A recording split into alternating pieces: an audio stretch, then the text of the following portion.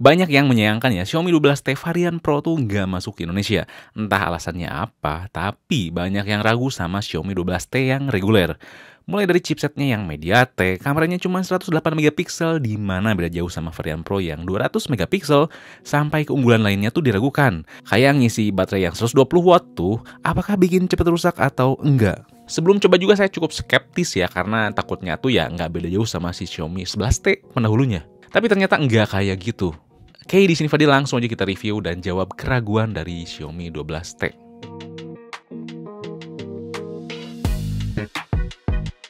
Harus ditekankan di awal ya, karena masih ada yang salah persepsi ya, si Xiaomi 12T ini tuh statusnya bukan flagship kayak si Xiaomi 12 yang biasa. Ini tuh sedikit di bawah si Xiaomi 12. Kalau flagship si Xiaomi 12 itu tuh speknya dibuat lebih atas dikit ya, terus bodinya tuh lebih premium dan tentu lebih mahal. Kalau Xiaomi 12T itu lebih ke flagship killer. Performanya setara dengan kelas flagship, tapi ada beberapa hal yang diturunkan biar harganya tentu lebih murah, lebih terjangkau. Dah, itu aja ya, informasi sedikit aja. Kita langsung review si Xiaomi 12T-nya. Yang pertama kita bahas masalah desain yang lebih dari Xiaomi 11T. Yes, dulu tuh pertama kali pegang Xiaomi 11T, kerasa downgrade ya build quality-nya dibandingkan 10T, karena kaca bagian belakang tuh cukup tipis dan overall kurang solid. Akhirnya Xiaomi mutusin buat perbaikin hal ini di Xiaomi 12T ya. Build quality-nya tuh udah kerasa lebih solid dibandingkan 11T, walaupun frame-nya masih plastik. Saya sama sekali nggak keberatan ya di sini Xiaomi 12T tuh nggak punya frame atau bezel yang serba flat. Karena serba melengkung kayak gini tuh bikin enak gripnya. Yang sedikit kurang enak adalah di bagian ketebalannya. Ini tuh agak gemuk. Yang sengaja biar nggak ngalahin cantik dan premiumnya si Xiaomi 12. Tapi tetap dikasih X-axis linear buat tetap bisa ngasih gitar feedback yang sangat nyaman dan premium. Di sini juga kita dikasih layout kamera yang nurun dari Xiaomi 12 dan saya suka ya, ada garis pemisah gitu di layout kameranya. Warna birunya juga apik ya, nggak norak, apalagi asik karena nggak gampang ninggalin sidik jari. Kita nggak dikasih rating IP68 di sini, tentu biar murah ya. Di sini kita cuma dikasih rating IP53 aja yang berarti tahan debu di kondisi tertentu dan tahan cipratan air aja. Seperti biasa kita nggak dikasih jack 3,5 mm, nggak dikasih slot micro SD dan tapi ya tetap dikasih ear blaster buat jadi remote. Overall masalah fisik tuh bisa memberikan kesan solid dan premium yang sangat terlihat dan terasa tidak untuk melebihi feel dari Xiaomi 12. Tapi pembatasan dan penurunan yang ada tuh nggak buat Xiaomi 12T jadi kerasa murahan atau nanggung. Dan kedua ada AMOLED yang berbeda. Xiaomi 12T di sini dibekelin dengan layar AMOLED yang bukan sembarang nonjok doang ya warnanya. Layar 6,67 inci di sini punya resolusi 1220p. Mantap ya. Jadi bisa dikatakan sedikit di bawah 2K. Dan itu keputusan yang tepat ya. Kenapa? Karena sebenarnya semakin tinggi resolusi itu semakin menguras baterai. Sebenarnya juga kalau misalkan resolusi 2K atau lebih, tapi ya di sebuah layar ponsel yang berukuran kecil, menurut saya tuh terlalu overkill sih, terlalu mubazir. Kalau misalkan si resolusi 2K ke atas tuh di sebuah TV atau monitor, nah itu baru kepake. Ini menurut saya loh ya. Toh 1080p atau Full HD aja udah cukup sih sebenarnya. Nah, tapi ada pengecualian ya buat resolusi 1220p ini. Detailnya tuh terlihat sedikit lebih renyah ya dibandingkan layar Xiaomi dengan ukuran layar serupa. Selain itu warnanya juga mencapai 68 miliar warna, jadi oke banget tampilannya. Namun nggak bikin norak, karena kalau kita setting warnanya jadi original ya, warnanya tuh bakal akurat, gak terlalu nonjok warnanya. Xiaomi juga ngasih refresh rate 120Hz dan touch sampling sampai 480Hz. Jadi oke banget masalah animasi dan sensitivitas layarnya. Sehingga masalah warna, detail, dan fungsionalitas tuh jangan diraguin. Ditambah tentu ada always on display dengan berbagai pilihan tema dan bisa nyala terus ya.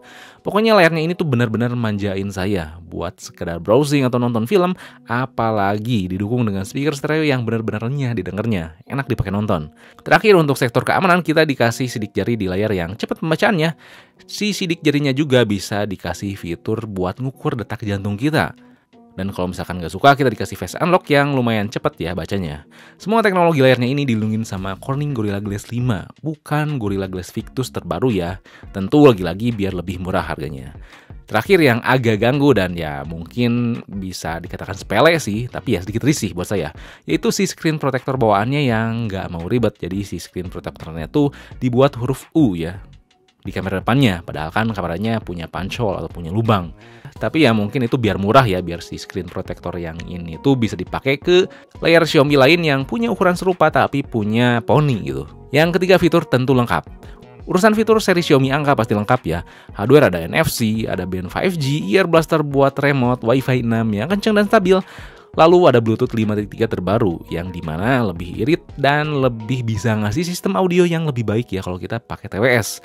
Softwarenya juga tentu lengkap ya dengan MIUI 13 berbasis Android 12. Masalah ganti penampilan bisa diganti luas ya kayak wallpaper, tema, icon, sampai font yang variasinya banyak dari komunitas Xiaomi. Kalau gak suka dengan control center Xiaomi yang baru, kita bisa ganti ya ke yang lama. Lalu tombol navigasi juga bisa diubah, hadir sidebar, sampai launcher Xiaomi yang di customnya tuh bisa baik. Fitur lainnya ada second space ya buat jendela terpisah antara kerjaan dan pribadi, ada lock apps, ada dual apps, ada light mode buat nampilin UI lebih simple, gestur tombol power dan layar yang bisa di custom, ada game turbo yang berisi utilitas pendukung saat bermain game, sampai fitur gimmick RAM extension dan beauty call yang cuma berfungsi buat WeChat aja. Sayang banget ya dimana WeChat tuh kurang laku di Indonesia dibandingkan di Cina sana. Yang keempat, experience dan performa. Pasti gak dikit ya yang ragu ini tuh banyak bugs ya karena pakai MIUI. Entah yang lu bugs ini atau bugs itu. Tapi sebenarnya enggak gitu ya di Xiaomi 12T ini. Udah lebih baik ya, nggak cuman harus dirasain dulu tapi ada yang cukup dilihat aja. Salah satunya di dark mode-nya. Dulu pas MIUI 13 awal baru muncul ya, aplikasi-aplikasi yang ada tuh nggak bisa dipaksa buat dark mode ya. Nah, di sini tuh udah bisa. Yang kelihatan juga tadi ya, kalau misalkan kita nonton Netflix, nggak dikit ponsel yang dikasih embel-embel layar tuh support HDR, tapi nggak bisa muter konten HDR di Netflix. Pemakaian biasa, browsing, multitasking, sampai dipakai intens, saya nggak ngerasain ada bugs yang aneh-aneh. Saat sinkronisasi layanan Google pun ya kayak kontak, kalender, dan lainnya bisa berjalan mulus. Sangat smooth antara spesifikasi layar, mesin, dan software yang ada. Saya rasa resolusi 1220p ini bisa menjadi standar baru ya buat kedepannya yang pengen resolusi tinggi tapi nggak terlalu overkill. Layar yang dikasih embel-embel sama Xiaomi Crystal Clear Display ini tuh saya rasa bisa ngeksekusi UI dan fitur yang ada tuh dengan baik ya. Ditambah feel body yang cukup premium yang bisa ngasih sensasi nyaman saat saya menggunakan ponsel untuk melakukan kegiatan sehari-hari. Lalu tenang aja ya, si Xiaomi 12T ini tuh sama kayak Xiaomi 11T, yaitu di bagian sektor update Android-nya. Di sini Xiaomi tuh ngasih update Android sampai 3 kali major update Android dan 4 tahun security patch ya. Ya walaupun kompetitor tuh ada yang berani yang ngasih 4 kali update, tapi 3 kali tuh udah cukup baik lah gitu. Karena masih banyak yang ngasih update tuh 2 kali. Saat dipakai intens, khususnya pas main game, pasti banyak yang khawatir panas. Apalagi ini tuh MediaTek. Apalagi ini katanya tuh kan saingan si Snapdragon 888 yang terkenal panas. Tapi ternyata surprisingly, saya nggak pernah ngerasa overheat. Apalagi kayak ponsel-ponsel Snapdragon 888 yang udah saya coba. Pemakaian keseharian atau multitasking agak intens suhu pasti naik. Cuman ya anget aja, wajar gitu, nggak sepanas Snapdragon 888. Termasuk pas main game ya, coba main PUBG selama 25 menit dengan settingan grafis 90 fps, benar-benar enak ya. Stabil, layarnya sensitif, game turbo gak disetting performa tinggi itu udah enak ini. Main PUBG 25 menit, baterai turun 8%. Langsung lanjut non-stop main Genshin Impact 25 menit juga dengan grafis high. Cukup stabil, lancar, gak overheat ya, benar-benar enjoy mainnya. Main Genshin Impact turun baterainya 7% aja. Selama main game malah panasnya tuh pas main PUBG ya. Mungkin karena saya settingnya di 90 fps dan sentuhan pas main PUBG itu lebih intens ya dibandingkan main Genshin. Tapi nggak boleh jadi overheat atau saya tuh langsung bilang nyaranin harus pakai cooling tambahan. Enggak gitu. Jadi di sini Xiaomi ngeracik si Dimensity 8100 menjadi varian Ultra cukup baik. Karena enggak cuma kenceng doang, tapi juga bisa harmonis dengan spek dan software yang ada. Ademnya juga kebantu dengan sistem cooling yang kata Xiaomi itu memang ini lebih luas 65% dibandingkan pendahulunya. Ademnya juga di sini kebantu dengan desainnya yang gemuk. Yap, kalau aja ini ponsel tuh maksain desainnya slim atau apik kayak Xiaomi 12 atau Xiaomi 11, pasti masalah suhu tuh kemungkinan besar ya lebih tinggi. Lalu overall masalah baterai dengan kemampuan yang ngebuat gini, resolusi tinggi bisa dikatakan sangat awet ya, solid. Dengan pemakaian sangat intens kayak main game 1 jam lebih, sering tag foto video, buka aplikasi ini itu bisa ngasih screen on time 5 jam 20 menit dari 98% ke 6%. Emang bukan yang terbaik ya, tapi saya harus garis bawahi ini tuh karena kan performanya tinggi. Namun bisa mengeksekusi daya tahan baterainya cukup baik. Ngecasnya juga cepat ya, tentu dengan 120 wattnya. Butuh waktu 28 menit aja buat ngisi 6 ke 98%. Banyak yang khawatir baterai itu bakal jebol. Tentu aja enggak. Xiaomi udah ngasih proteksi tentu. Dengan kecepatan pengisian yang ada bisa ngasih baterai cycle 800 kali pengisian. Kalau pengen bahas atau pengen lebih tahu ya masalah korelasi antara pengisian cepat dengan kondisi kesehatan baterai, saya udah pernah bahas ya di video lain, kalian bisa nonton habis nonton video ini. Tapi singkatnya tenang aja ya, aman gitu. Nggak bikin jadi si ponsel tuh cepat rusak dengan pengisian cepat. Nah yang selanjutnya yang terakhir tuh kamera ya. Pasti banyak yang ragu juga ya, mengingat dimana-mana kalau misalkan ponsel ada yang harganya murah tapi si performanya kenceng, biasanya ya si bagian kamera tuh dipotong atau disunat. Tapi di sini beda ceritanya. Walaupun ada catatan. Di sini tuh hasilnya renyah ya. Kalau bicara masalah performa, kamera ini tuh nggak usah diraguin. Nggak kayak 108 megapiksel lagi. Dulu 108 megapiksel tuh lemot dan susah ngambil objek gambar dekat. Tapi di sini nggak. Penggunaannya tuh gesit ya, mudah ambil objek dekat tanpa bantuan lensa makro. Saya bahas yang paling saya suka dulu ya, yaitu meminimalisir noise ya. Jadi kita bahas yang low light dulu. Noise yang terreduksi itu benar-benar apik ya. Saya suka. Kenapa? Karena detail dari objek yang ditangkap tuh nggak hilang. Karena nggak dikit ya ponsel buat ngilangin noise yang ada tuh malah detailnya juga ikut hilang. Tapi ini nggak. Warnanya dan detail tetap keluar. Kalau misalkan ultrawide di malam hari ya B aja. Tapi bisa dipakai dengan mode malam ya. Kalau kurang cahaya terus ngambil objek dekat juga bisa dilakukan dengan baik ya. Detailnya masih terlihat manis. Termasuk kalau objek manusia. Kalau manusia terlihat sedikit agak jadi halus sih mukanya, tapi nggak jadi norak hasilnya.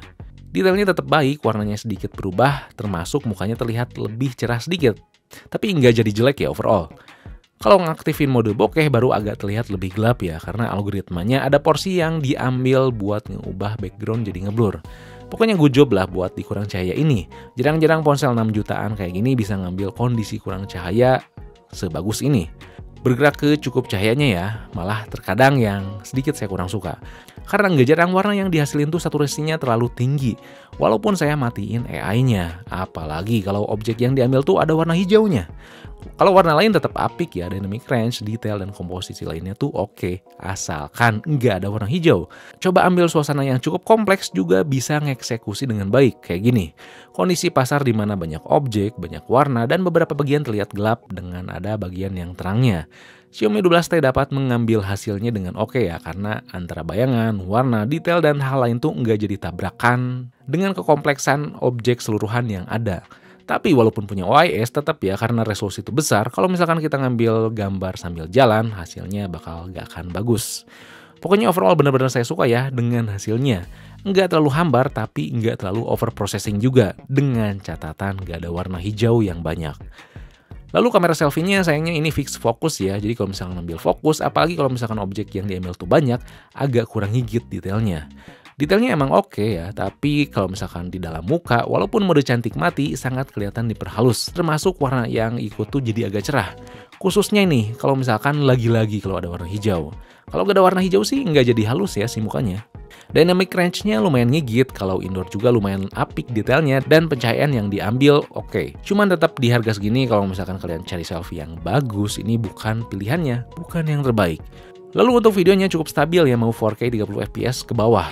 Namun kestabilan yang ada masih standar karena tetap gak bisa pertahanin detail yang ada. Setiap hentakan detail masih terlihat blur ya, tapi nggak terlalu parah. Kalau kita nyalain HDR, hasilnya terkesan terlalu tinggi saturasinya. Apalagi lagi-lagi kalau misalkan ada warna si hijau. Noise di sini masih terlihat jelas ya dibandingkan hasil fotonya. Kalau gak ada warna hijau sih, si HDR-nya enak dilihat ya, cukup luas dan cukup renyah hasilnya. Dan untuk perpindahan fokusnya tetap baik ya, mau HDR nyala atau mati. Kalau video depannya saya nggak bisa 4K. Lagi-lagi kalau misalkan kamera depannya juga sama ini. Tiap warna hijau ada, semua tuh amburadul. Detail muka kelihatan diperhalus, tapi begitu nggak ada warna hijau, detail muka menjadi baik ya. Warna muka juga kelihatan nggak dicerahin. Kalau kamera depan cukup seimbang lah antara hasil foto dan videonya. Sama-sama solid, tapi bukan yang terbaik. Overall hasil video tuh nggak seoke hasil fotonya, khususnya di kamera belakang ya. Dan sekali lagi, mau foto atau video masih menjadi PR buat saturasi berlebihan ketika ada warna hijau. Jadi harus diperbaiki melalui update mendatang. Dimatiin soalnya di 60fps nggak bisa nyala ya si HDR-nya.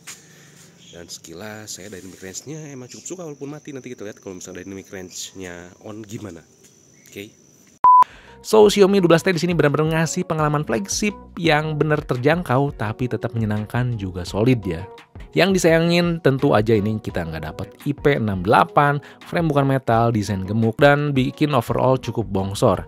Tapi itu semua ada alasannya. Selain tentu biar harganya murah, ya tadi gemboknya ini bisa ngasih sirkulasi udara yang adem di tengah performa ponsel yang tinggi. Dan walaupun tinggi performanya, sektor lain tuh nggak dilupain ya, tetap kerasarnya di sektor baterai, fitur, dan kamera. Lalu kalau misalkan kalian tuh budgetnya terbatas tapi pengen ngerasain ponsel yang sekonsep sama Xiaomi 12T, kalian bisa ngicip Poco F4 ya. Punya konsep yang sama kayak Xiaomi 12T ini. Sama-sama stabil dan walau emang nggak sekenceng 12T, di Poco F4 tuh pakai Snapdragon ya. Dimana kalau kalian tuh bosen terus pengen custom room, routing, ubah ini itu, Snapdragon tuh lebih luas ya. Enak dibandingkan MediaTek buat ngopreknya. Yap, jadi Xiaomi 12T tuh masih belum cocok buat kalian yang gampang bosenan atau pengen ngoprek ini dan hal itu di sektor software. Karena sampai saat ini juga ya, Xiaomi 11T yang meluncur tahun lalu yang pakai MediaTek juga hambar banget ya buat ngoprek. Karena bahannya tuh ya nggak ada ya, karena masalah kernelnya yang nggak di-share. Dan kalau misalkan kalian tuh nanya ya, mending mana Xiaomi 12T atau Xiaomi 11T Pro yang udah turun harganya? Tetap saya nganjurin si Xiaomi 12T ya, karena saya masih agak ragu sih buat nyaranin kalian buat beli ponsel dengan Snapdragon 888. Kalau misalkan performanya pol, pasti cepat panas banget ya. Kalau misalkan performanya terjaga, pasti performanya tuh ya nanggung. Dan terakhir, kalau misalkan budget kalian tuh mepet banget ya buat beli Xiaomi 12T tapi pengen ngerasain performa kamera yang sangat bagus, kalian bisa pilih Xiaomi 12 Lite aja. Performanya emang nggak sekencang 12T, terus ya baterainya juga lebih boros dibandingkan 12T, tapi dia bisa ngasih performa kameranya yang baik ya, apalagi kamera depannya yang lebih baik dibandingkan Xiaomi 12T. Oke. Jadi sekian saja ya review Xiaomi 12T kali ini. Kalau misalkan ada yang ingin tanyakan, kalian bisa tulis komen di bawah dan jangan lupa juga buat like, share, subscribe Fixme, lalu nyalain lonceng notifikasinya biar gak ketinggalan video berikutnya. Oke. Di sini Fadil, peace out.